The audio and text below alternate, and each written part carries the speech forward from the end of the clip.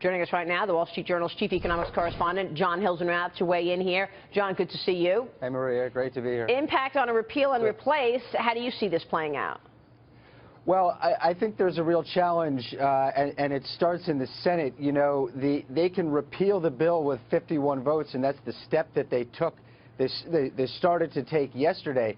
But to replace it, they're going to need 60 votes, and they could be facing months of debate in order to work that out. So we have a potential rift between Trump, who says he wants to repeal and replace at the same time, and some Republicans who want to take the first step of repealing right now, get that part done, and then deal with replacing it down the road. Yeah, and the difference in this legislation, James Freeman, is the fact that not all Republicans are on the same side here in terms of repeal and replace at the same time. Yeah, they're still working out the details, but you can go a long way toward repealing without the 60 votes, and that's what happened last night. Is step one toward changing the finances of Obamacare, which is a huge part of it. You can go after the taxes, you can go after the spending.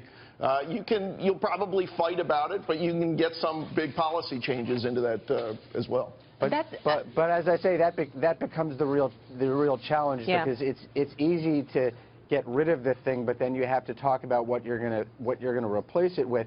And the other challenge is, even if you take the step of getting rid of, say, the taxes, then you've got to deal with the budget issues around that, because you know we've already had the expansion of coverage through Medicaid, and if you don't have those taxes that are helping to pay for it, then you're talking about budget consequences. So this is a very complicated process, and it's only one of very challenging tasks that Obama has on his plate. Yeah. I'm sorry, that not Obama, that President Trump will have on his plate. Yeah. You know, he's also talking about overhauling the entire tax code. Yeah. I think it's laughable, though, when the Democrats call out the Republicans and say they don't have any ideas on how to replace it. That's patently not true. Tom Price, the nominee for Health and Human Services Secretary, has been working on a plan for some years.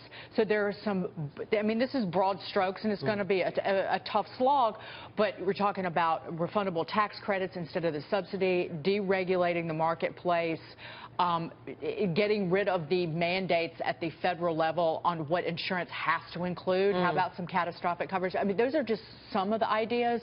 The high-risk pools at the state level to insure those who are almost uninsurable. So to say that there's nothing that they have in mind is just patently false. And I also think that one of the things that's so important for Americans to see is action right now. I think they've been promised so many things during campaigns. I mean, the Republicans ran on this. They said they were going to repeal Obamacare, and that's what they're starting to do. And there's no question that there's ideas. They've promised to keep some of the things that are most important to people, like pre-existing conditions. Yeah. And so I think that the American people who voted for this are feeling really reassured, because for the first time in a long time, promises are happening, and you're seeing action come to follow it. Meanwhile, we had a market impact yesterday, John. Rough day for big pharma stocks, that's for sure, after Trump took aim at the industry during that news conference. Listen to this. Got to get your reaction. Okay. We have to get our drug industry coming back. Our drug industry has been disastrous. What we have to do is create new bidding procedures for the drug industry, because they're getting away with murder. Pharma has a lot of lobbies, a lot of lobbyists, and a lot of power. And there's very little bidding on drugs. We're the largest buyer of drugs in the world, and yet we don't bid properly. And we're going to start bidding, and we're going to save billions of dollars over a period of time. Yeah, and with that, pharmaceutical stocks take a hit. The sector down nearly $25 billion in market cap in 20 minutes, John. Right. Defense stocks also took a hit. You know, there's a disconnect on Wall Street. Wall Street responded to this election, seeing a business-friendly, tax-cutting president, and you know, we've seen this big rally in stocks. But the fact is that he's not a traditional Republican. He's a populist first, and he wants to take steps like getting, you know, what the government pays for pharmaceutical prices down and defense prices. So there are going to be sectors that take a hit under his leadership. And we saw an example of that yesterday. This is Hillary Clinton's idea on negotiating, and the Republicans have fought this, particularly on Medicare.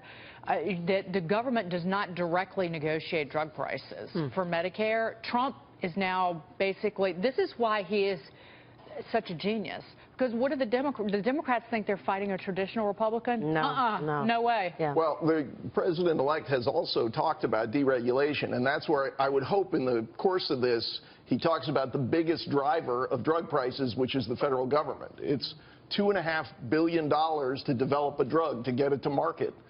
You know, it's very different from him fighting with defense contractors over price. That's an interesting point, yeah. Boeing doesn't have to get FDA approval to put out a new bomber. So you're saying get the FDA working better, get drugs approved faster, right. And that right there takes care of a lot of this. Yeah, and you think of the controversies of the last year or two. That's not what he was talking about yesterday. What he was talking about yesterday is the government being, you know, he's a negotiator, but the government being a player in this market by using its market power and its market leverage to drive prices down. Yeah, but there's no doubt that there's been criticism about the bureaucracy of the FDA for a long time. And look at these I'm controversies just saying we've that's had. not what he talked about Pharmaceuticals, yesterday. the EpiPen. This is 1970s technology. It costs so much because we don't allow a market, because the FDA will not allow competitors. So I think he's got to think about it's a good how point. you allow competition to do the work that he wants to do on prices. Cigna has stopped covering the myelin pen.